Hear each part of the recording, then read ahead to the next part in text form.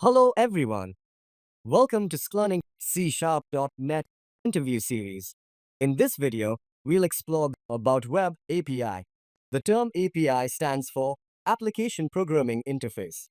AS.NET Web API is a framework for building web apps, HTTP-based services on top of the .NET framework.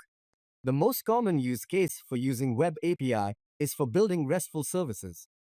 These services can then be consumed by a broad range of clients like browsers, mobile applications, desktop applications.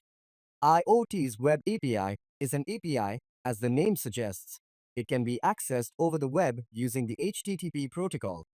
It is a framework that helps you to create and develop HTTP-based RESTful services. The Web API can be developed by using different technologies such as Java, AS, .NET, etc. Web APIs are very useful in implementation of RESTful web services using .NET framework as .NET Web API can be used with MVC for any type of application. A Web API can help you develop as .NET application via AJAX. Or Web API services are preferable over other services to use with a native application that does not support SOAP but require web services. For creating resource-oriented services, the Web API services are the best to choose. By using HTTP or RESTful service, these services are established. If you want good performance and fast development of services, the Web API services are very helpful.